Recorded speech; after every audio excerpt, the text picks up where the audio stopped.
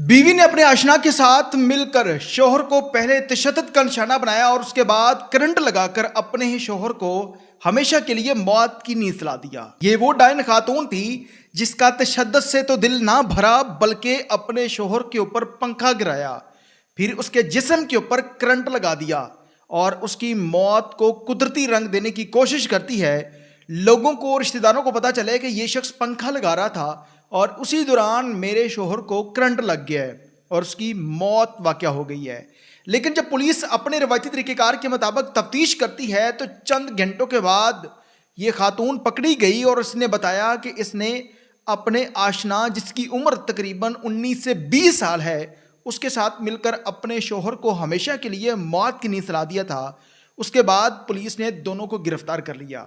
वाक़या कहाँ का है और ये खातून कौन थी, इसने अपने शोहर को क्यों मरवाया, तमाम तर तफसीलात आप लोगों के सामने रखने जा रहा हूँ। नाज़रीन, आप देख रहे हैं मेरा डिजिटल चैनल, मैं हूं आपको मेज़बान उमर अली। पाकिस्तान के अंदर रोज़ाना ऐसे वाक़यात रिपोर्ट होते हैं। सीसीडी पुलिस की बड़ी बड़ी कार्रवाइयाँ एक तरफ और उसके बावजूद ऐसे वाक़यात थमने का नाम नहीं ले रहे।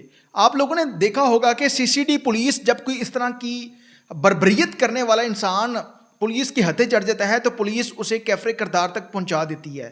लेकिन कभी आप लोगों ने ये नहीं सुना होगा कि एक खातून जिसने अपने शोहर के साथ ऐसी वारदात की और उसके बाद उसको सीसीडी पुलिस ने पुलिस मुकाबले में हलाक कर दिया। इस तरह के रोज़ाना की बुनियाद पर ऐसे ऐसे वाक़यात रिपोर्ट हो रहे हैं। पिछले दिनों लाहौर के अंदर एक वाक़या रिपोर्ट हुआ था। माँ बाप की इकलौती औलाद, यानी कि उस बूढ़े माँ बाप का कोई और सहारा नहीं था। बीवी ने अपने आशना के साथ मिलकर उस शोहर को गोली मरवा दी। इस तरह के रोज़ाना की बुनियाद पर वाक़यात रिपोर्ट हो रहे हैं। लेकिन वो खातून अगर किसी और को पसंद करती थी, वो उसके साथ नहीं रहना चाहती थी, तो उससे डाइवोर्स लेने के बाद भी वो उसके साथ निकाह कर सकती थी। लेकिन कोई भी खातून जो है वो उस मसले का हल डाइवोर्स की तरफ नहीं लेकर जाती, बल्कि उस शोहर को मरवाने की कोशिश करती है। पिछले दिनों फैसलाबाद के अंदर एक और वाक़या रिपोर्ट हुआ था। खातून ने तलाक के डर से, यानी कि उसके नाम के साथ तलाक का धब्बा ना लग जाए, इसी डर से उसने अपने शोहर को फजर के टाइम नमाज पढ़ने जब वो जा रहा था मस्जिद के सामने गोलियां मरवा दी। अब ये जो वाक़या है ये फैसलाबाद का है, थाना सदर, जिसकी में FIR दर्ज हुई है। 854/26 मुकदमा नंबर है इस FIR का और इस खातून की उम्र तकरीबन 35 साल है और जो इसका आशिक था जिसकी उम्र तकरीबन 19 से 20 साल बताई जा रही है। यानी कि एक औदेड़ उम्र खातून जो है वो अपने से कम एज लड़के के साथ दोस्ती करती है। अब ये जो दोस्ती थी शोहर को पहले से मालूम था। पहले ये लोग चिन्योट के अंदर रहते थे। शोहर को पता चल गया कि उसकी बीवी बदकिरदार है, जिस पर उसने बीवी को नहीं छोड़ा, बीवी को नहीं समझाया और फिर वो इलाका छोड़ दिया। क्योंकि गरीब इंसान के पास ना तो दौलत थी, रिक्शा चलाकर वो 2 वक्त की रोटी अपने घर की पूरी करता था। उसे ये था कि अगर बीवी को कुछ कह दिया या बीवी ने मुझे छोड़ दिया तो उसके बाद मेरी शादी नहीं होगी।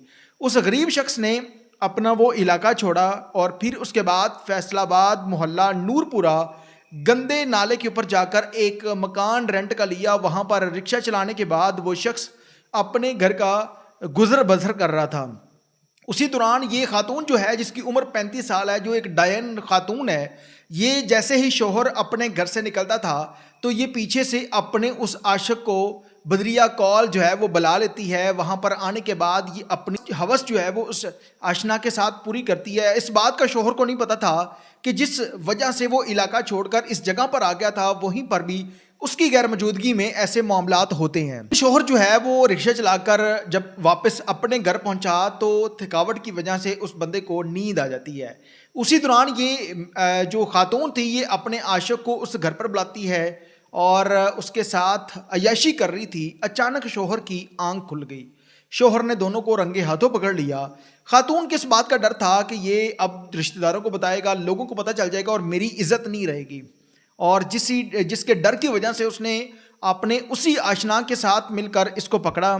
पकड़ने के बाद वो इसको पहले मारते हैं और इसका गला दबाने की कोशिश करते हैं, क्योंकि वो 2 थे और ये अकेला शख्स था। गरीब लाचार शख्स पहले उनका तशद्दुद बर्दाश्त करता रहा, फिर उसका गला दबाया गया और गला दबाने के बाद उसके ऊपर पंखा गिराकर करंट लगा दिया ताकि लोगों को पता चले कि शायद ये पंखा लगाने लगा था। उसी दौरान पंखे के अंदर करंट आता है और करंट की वजह से इस बंदे की मौत वाक़या हो गई है। मौत वाक़या होने के बाद अगले दिन ये एम्बुलेंस करवाती है अपने शौहर को। उस एम्बुलेंस में रखने के बाद ये चन्योट अपने आबाई इलाके के अंदर चली जाती है। बाद ये ऐलान करवा देती है, रिश्तेदारों को बता दिया कि मेरे शौहर की मौत वाक़या हो गई है और जनाजे का टाइम भी फिक्स कर दिया जाता है।